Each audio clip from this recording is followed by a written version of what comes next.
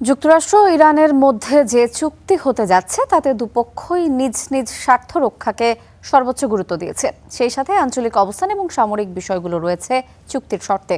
সমঝোতার ঘোষণা এলেও কোনো দেশই পরিষ্কার করেনি আসলে কি কি থাকছে এই চুক্তিতে। তবে আলোচনা সংশ্লিষ্ট কর্মকর্তাদের ভাষ্যে পরিষ্কার হয়েছে বেশ কিছু বিষয়। চলমান আলোচনার অগ্রগতির ধারা অব্যাহত থাকলে ইরানে মার্কিন ও ইসরায়েলি হামলার ১০৭ দিনের মাথায় হতে যাচ্ছে যুদ্ধবিরতি চুক্তি। হামলা পাল্টা হামলা আর পাল্টাপাল্টি শর্তের বেড়াজালে কয়েক দফা পিছিয়েছে সমঝোতা সইয়ের বিষয়টি।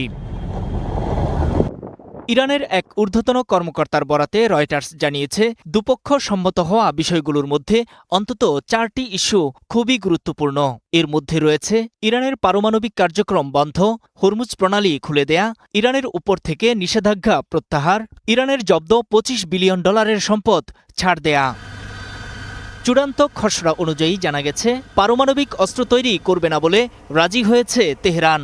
চূড়ান্ত চুক্তি না হওয়া পর্যন্ত ইরান পারমাণবিক কর্মসূচি ও ইউরেনিয়াম সমৃদ্ধকরণ কিংবা পারমাণবিক স্থাপনার সম্প্রসারণ বন্ধ রাখবে।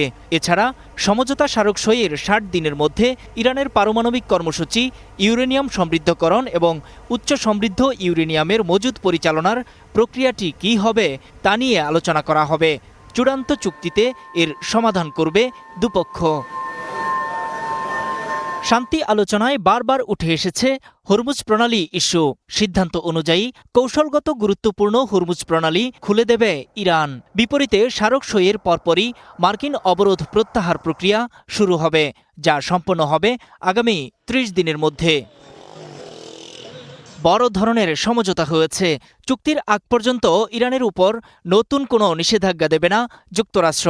যুক্তরাষ্ট্রের পাশাপাশি ধারাবাহিকভাবে ইরানের উপর থেকে সকল নিষেধাজ্ঞা প্রত্যাহার করবে জাতিসংঘও। এছাড়া যুক্তরাষ্ট্র একটি নির্দিষ্ট সময়ের জন্য ইরানের উপর থেকে তেল নিষেধাজ্ঞা তুলে নেবে, যার ফলে তেহরান বিনা বাধায় তেল বিক্রি করে রাজস্ব আয় করতে পারবে। সরাসরি নগদ অর্থ প্রদান, আঞ্চলিক দেশগুলোর মধ্যে সহযোগিতা ও আর্থিক ঋণ ব্যবস্থার মাধ্যমে ইরানের জব্দকৃত $২৫ বিলিয়ন সম্পদ ছাড় করতে সম্মত হয়েছে যুক্তরাষ্ট্র। ওয়াশিংটন তার আঞ্চলিক মিত্রদের সঙ্গে সমন্বয় করে ইরানের জন্য একটি পুনর্গঠন ও উন্নয়ন পরিকল্পনা প্রস্তুত করবে, যা ৬০ দিনের মধ্যে তেহরানের সঙ্গে আলোচনা ও সম্মতির ভিত্তিতে চূড়ান্ত করা হবে। অবশ্য ট্রাম্প এটিকে চুক্তি বললেও ইরান বলছে সমঝোতা স্মারক সই। দেশটির পররাষ্ট্র মন্ত্রণালয় বলছে, সমঝোতা স্মারক সই হওয়ার পর আগামী ৬০ দিনের মধ্যে চূড়ান্ত চুক্তি নিয়ে আলোচনা হবে।